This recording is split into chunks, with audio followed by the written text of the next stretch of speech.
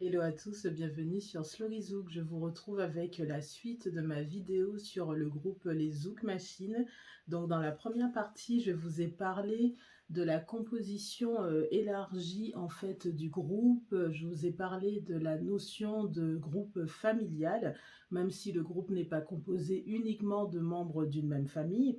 Maintenant, je vais vous parler de la création du groupe, mais surtout du but de la création de ce groupe, les Zouk Machines.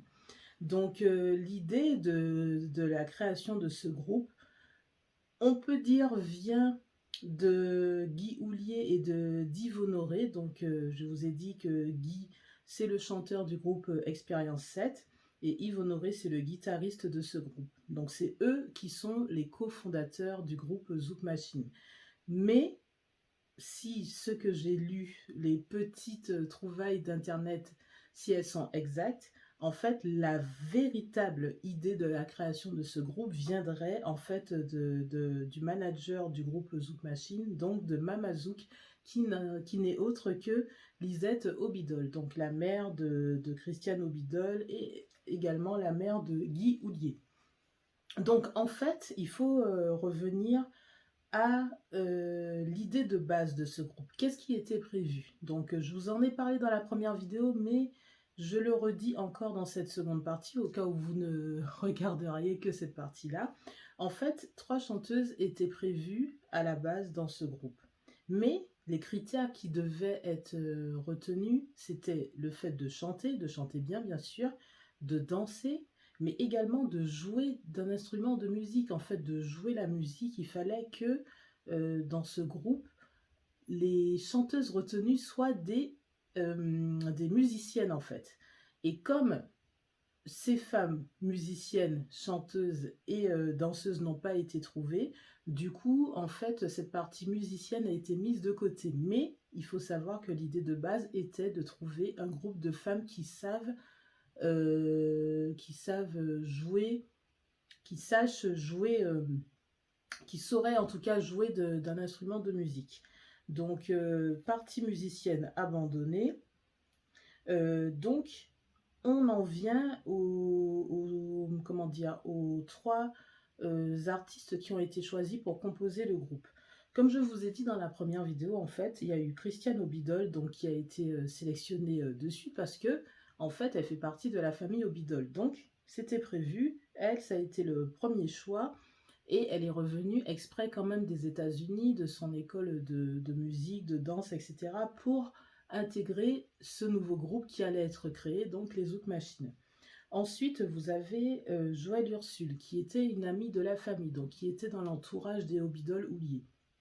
Donc elle, pareil, elle était prévue, elle a intégré le groupe. Et vous avez Tania Saint-Val qui, comme je vous l'ai dit, devait faire partie de ce groupe, mais finalement s'est désistée tout en restant quand même dans l'entourage proche de Zouk Machine et d'Expérience 7. Donc elle n'a jamais intégré le groupe, mais elle n'a pas été très loin non plus du groupe, puisque je vous dis, elle a fait des tournées avec eux, elle a participé à des concerts. En fait, c'était très imbriqué, c'est-à-dire que Expérience 7 faisait la partie musique de Zouk Machine, mais les Zouk Machine faisaient les choristes de Tania Saint-Val quand elle jouait, donc tout était lié, quoi, tout était lié. Et je pense même que peut-être Tania Saint-Val et les Zouk Machine faisaient les choristes pour Expérience 7 également. Donc c'était en tout cas au départ très très très lié. Tous ces 2 groupes plus Tania Saint-Val étaient très imbriqués. Voilà, ça n'a pas perduré dans le temps, mais en tout cas au départ c'était comme ça. Donc vous avez d'abord eu donc 2 remplacements. Un remplacement avant même la création du groupe, c'est Tania Saint-Val qui n'a pas voulu intégrer et c'est Dominique Zorobabel qui a pris sa place. Et ensuite, vous avez eu, au bout d'1 an et demi, Joëlle Ursule qui est partie dans sa carrière solo et Jen Faustin, du coup, qui a remplacé Joëlle. Donc, qui a passé plus de temps dans le groupe que Joëlle Ursule. Ensuite, ce qu'il faut savoir au départ dans la création du groupe, c'est que déjà le groupe a été créé dans les années 80, plutôt dans la deuxième partie des années 80, puisque le groupe a été créé en 1986. Donc, comme je vous ai dit, en fait, c'est un groupe composé exclusivement de femmes, dont les cofondateurs sont que des hommes, mais l'idée viendrait, bon ça, je crois que je l'ai lu une fois peut-être ou 2, pas plus, donc c'est pour ça que je suis au conditionnel. L'idée viendrait quand même d'une femme, donc de Mamazouk, voilà. Mais le groupe est quand même un groupe 100% féminin, chose qui n'existait pas à l'époque aux Antilles. Donc pourquoi j'insiste autant sur le fait que ce soit un groupe 100% féminin? D'ailleurs, groupe 100% féminin et quasiment 100% guadeloupéen. Parce que si c'était pas Dominique Zorobabel qui est à moitié martiniquaise et moitié guadeloupéenne, et par la suite, vraiment à la fin de Zouk Machine, avec l'ajout des deux chanteuses supplémentaires, après le départ de Jane Faustin et de Dominique Zorobabel, vous avez eu 2 nouvelles chanteuses qui ont été rajoutées, dont une est martiniquaise et l'autre réunionnaise, mais sinon, le groupe a toujours été depuis le début quasiment 100% guadeloupéen. Donc, revenons au fait que les années 80, en fait, étaient des années où les groupes de filles, en fait, avaient un succès fou. En fait, c'est là où ça s'est le plus répandu, le fait que des femmes fassent des groupes. La musique, avant, c'était plutôt des hommes et c'était plutôt des groupes de mecs. Dans le rock, dans même le disco, etc. Les groupes de femmes étaient quand même plutôt rares. Et l'émergence en fait de tous ces groupes de filles dans le monde entier, hein, puisque ça a été aux États-Unis, en Europe, partout, en fait ça a participé tout simplement à l'émancipation des femmes. Et ce modèle n'existait pas aux Antilles. Donc c'est de là qu'est venue l'idée de créer un groupe de musique composé de femmes et qui participerait en fait à cette émancipation des femmes, mais surtout à faire à donner une image différente du zouk. Parce que le zouk, de sa création jusqu'à à l'année de la création du groupe, il existait des femmes musiciennes aux Antilles, mais c'était plutôt des femmes un peu dans leur coin, un peu discrètes. Vous aviez Jocelyne Béroir, par exemple, dans le groupe Kassav qui existait, mais c'était la seule femme. En tout cas, dans le groupe, sans compter les choristes. C'est la seule femme, il n'y a pas plusieurs femmes dans Kassav, et c'est pas un groupe 100% féminin Kassav, c'est un groupe plutôt masculin d'ailleurs, il y a une seule femme. Alors que là, vous avez un groupe de zouk 100% féminin et puis totalement moderne, c'est-à-dire que la touche apportée par Zouk Machine, elle est unique et je pense que jusqu'à maintenant, on ne l'a pas retrouvée dans le zouk en fait.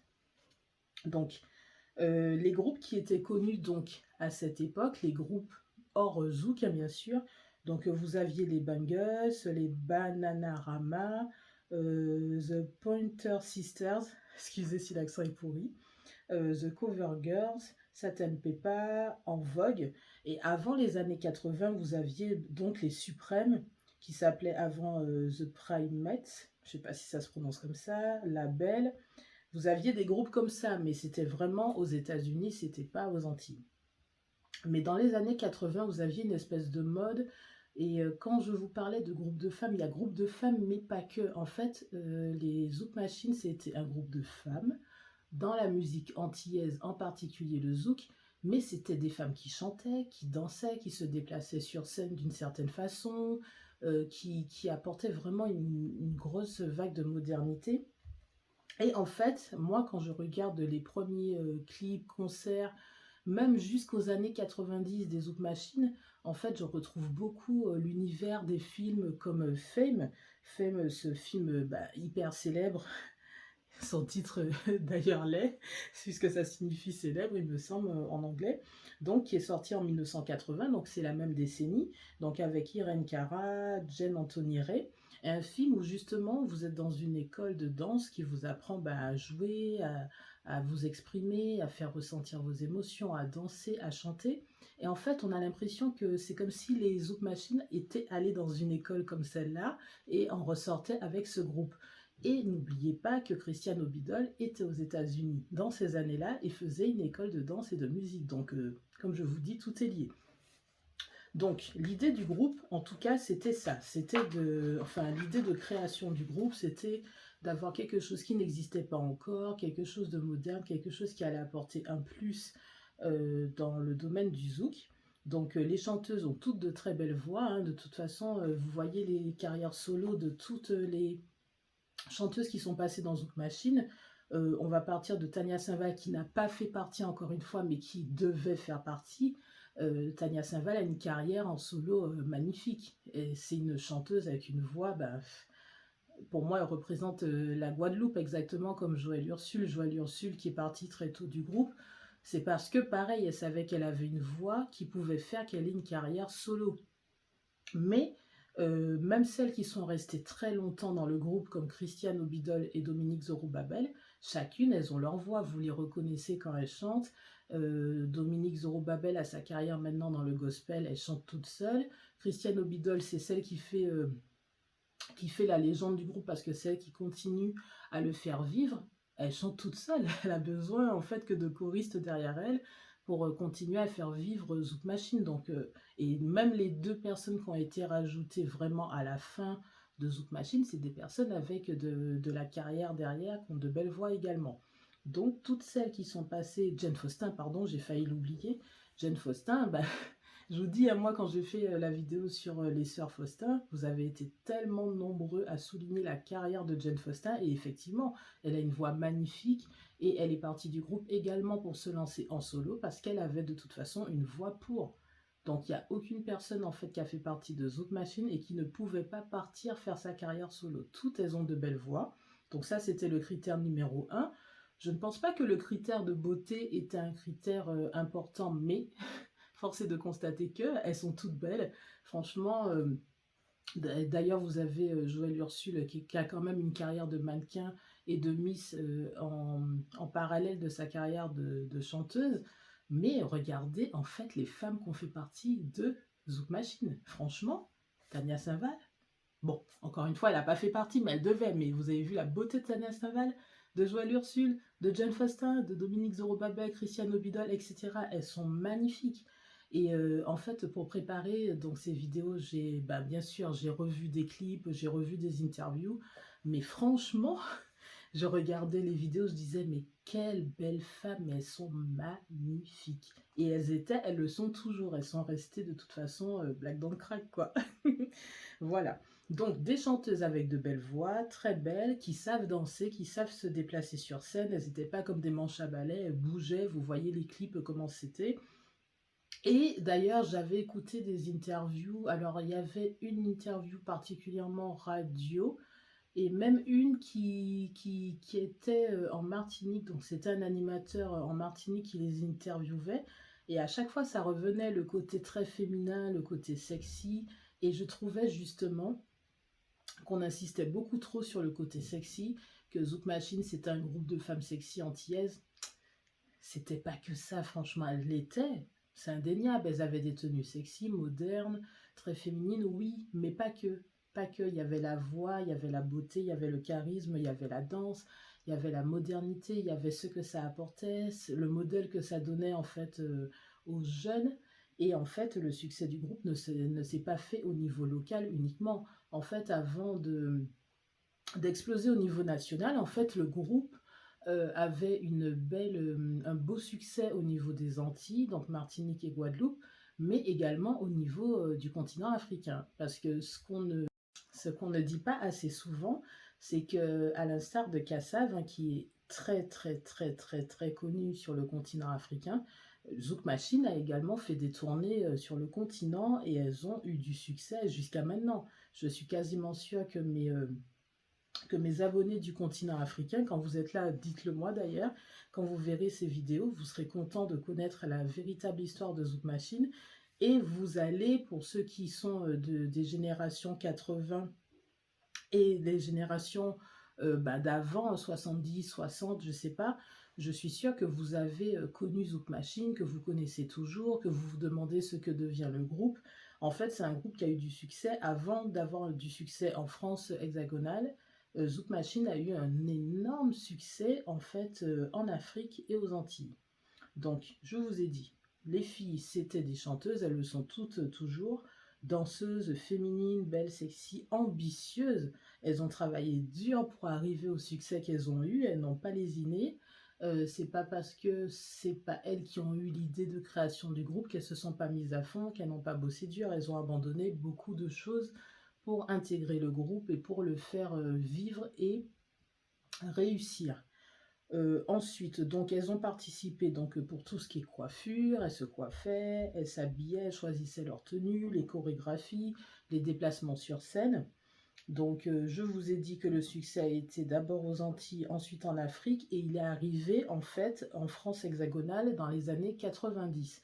Donc toute la partie 80, fin, des années 80, c'était, le succès plutôt, au niveau antillais et africain, et à partir des années 90 avec le titre Maldon, là c'était le succès au niveau de la France hexagonale. En fait, ce qui s'est passé, c'est qu'à la base, le producteur de Zouk Machine, c'était Henri Debs. C'était la production Henri Debs. Et ensuite, il a passé le relais à une comment on dit, à une maison de disques qui s'appelle BMG, et c'est de là qu'est venu le succès au niveau hexagonal. C'est comme ça que ça se passe. En fait, les filles, quand le groupe a été créé, donc en 1986, elles sont toutes parties vivre en France, à Paris, pour apprendre à se connaître, à travailler ensemble, puis elles sont retournées en Guadeloupe pour créer le groupe, sortir le premier disque, et ensuite, ah ben, vous avez eu Joël qui a quitté le groupe, Jen qui a été recrutée, et ensuite, donc je pense qu'il y a eu 1 ou 2 disques, et ensuite elles sont passées à BMG, et donc là elles sont revenues en France, et là il y a eu le gros succès du groupe avec Maldon, etc. Et le déclin du groupe a été quand la maison de disques n'a pas re-signé, et que du coup Jen est partie, et ensuite vous aurez tout l'historique dans une autre vidéo. La vidéo du jour, c'était vraiment pour vous parler de la jeunesse du groupe, de pourquoi ça a été créé, quel était le but derrière la création de ce groupe. Et ce que j'ai oublié de vous dire également dans la première partie, c'est que je vous ai bien dit qu'en fait, Zouk Machine, c'est un groupe qui est un peu un groupe familial, parce qu'il y a énormément de membres d'une même famille dedans, il y a des amis de la famille dans le groupe, mais ce que je ne vous ai pas dit, c'est que en fait, le père de Guy Houllier et de Christiane Obidol, c'est lui qui est à la base le musicien et le chanteur de la famille. C'est lui qui a donné envie à tout le monde en fait de se lancer dans ce domaine, et c'est lui qui a fait baigner toute sa famille dans la musique. Donc on a tendance à zapper des personnages. Donc là, je vous le dis, le papa il était dedans, c'est lui qui a aussi qui a créé cet héritage dans sa famille, quoi. Donc, qu'est-ce que j'oublie de vous dire avant de vous laisser? Ah bah, je n'ai rien oublié, ça y est, c'est bon. Donc, dans la prochaine vidéo, je vous parlerai bah, vraiment en détail de la genèse du groupe, dans le sens qui est parti, pourquoi, comment, qu'est-ce que ça a provoqué, pourquoi en fait un groupe qui est monté si haut, en fait, est descendu, on va dire, assez vite, pourquoi ça n'a pas duré plus de 2 décennies. Et qu'est-ce qui fait qu'en fait, malgré tout ça, le groupe est encore debout, et vous pouvez, ben, si vous suivez certains concerts comme ceux des années 80 ou du top 50, etc., il y a des concerts comme ça où vous pouvez retrouver ben, les chansons de Zouk Machine. Vous pouvez même retrouver en fait certaines chanteuses du groupe qui ont repris les chansons. En fait, moi, c'est sur Spotify que j'entends souvent des reprises, soit de Christiane Obidol, soit de Jen Faustin, qui ont repris bah, les chansons les plus connues et les plus successful, comme on pourrait dire, du groupe, et qui les ont reprises avec un arrangement un peu différent et tout. On parlera de ça dans la prochaine vidéo. À bientôt.